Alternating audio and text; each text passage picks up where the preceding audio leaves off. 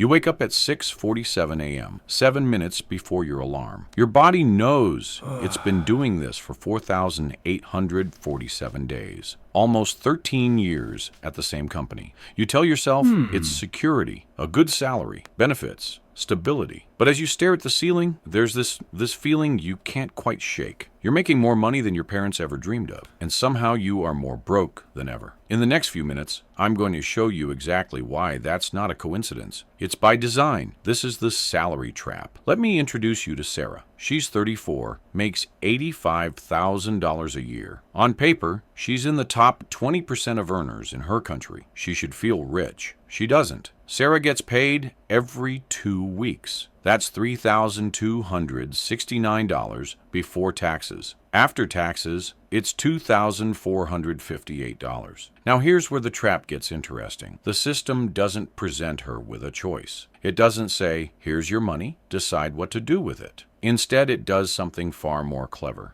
It fragments her money across invisible channels before she ever sees it. Rent takes $1,200. That's nearly half of her after-tax income. Groceries and dining out, $400. Car payment, insurance, and gas, $550. Phone, internet, subscriptions, $120. Utilities, $140. By the time Sarah actually sees her paycheck's implications, she's already spent $2,410 of her $2,458. She has $48 left for an entire 2 weeks. But here's the psychological genius of it. Sarah doesn't experience it as deprivation. She has a car, she has a place to live, she's successful. This system gives you just enough comfort to stop you from asking why you're not building wealth. This is the salary trap's first weapon, the illusion of prosperity through fragmentation. When money comes in a lump sum and leaves in small pieces, your brain never fully grasps that you're just treading water. You have a lifestyle, not wealth. Now let's talk about what actually keeps you stuck. And this is where it gets darker. The entire system is designed to keep you dependent on that paycheck. Think about it. You're told to get a good education, so you do. Maybe you go into debt for it. Now you're hunting for a job to pay back that investment. You find one. Great salary, maybe $60,000. But the moment you accept that job, something happens. Your lifestyle automatically inflates to match your income. Economists call this lifestyle inflation, but I call it the system's second trap. You get the job at $60,000, and suddenly you can afford a nicer apartment, so you get one. Your rent goes from $800 to $1,200. You can afford a nicer car, you get one. Your payment goes from $200 to $400. Now you're making $90,000, so you move to an even nicer place, $1,600 in rent. A better car, a $500 payment. Maybe a vacation you wouldn't have taken before. Each increase in salary feels like freedom, but each one actually tightens the noose. Here's why. You're no longer free to leave that job because you need that salary to maintain your lifestyle. You've built a financial life that requires constant paychecks. This is what I call golden handcuffs. The cruelest part? You did this to yourself. The system didn't force you. It just presented the option, and human psychology did the rest. We see progress as moving up, not as actually getting richer. So we move up into a lifestyle that consumes every penny we earn. A CEO making $500,000 a year can be just as trapped as someone making $50,000 if their lifestyle requires $450,000. The salary doesn't determine your freedom. The gap between your income and your expenses does. And the system is designed to keep that gap as small as possible. Let me tell you about my friend David. He worked in tech, made 6 figures, but he was unhappy. Every time he thought about quitting, his stomach would drop. Why? Because he'd already committed to a $400,000 house, 2 car payments, kids in private school. One day, his company offered him a promotion, a $20,000 raise. He felt relieved, grateful. He felt like he'd won. 2 weeks later, his landlord raised the rent, his mortgage adjusted, his oldest needed braces, he got a new car because the old one needed too many repairs. And just like that, his financial stress didn't decrease. It stayed exactly the same. This is the system's most insidious trick. You're not building wealth with your salary increases. You're just increasing your obligations faster than your income grows. It's why the person making $30,000 a year and the person making $300,000 a year often report similar levels of financial stress. The system is engineered so that your required expenses always catch up. And when you're living paycheck to paycheck, even a substantial one, you're predictable, controllable. You need that job. You can't take risks, can't start a business, can't invest in your own ideas because all your money is already promised to someone else. Your landlord, your bank, the car company, they all benefit from your trapped state. You're a guaranteed revenue stream, but you don't actually benefit.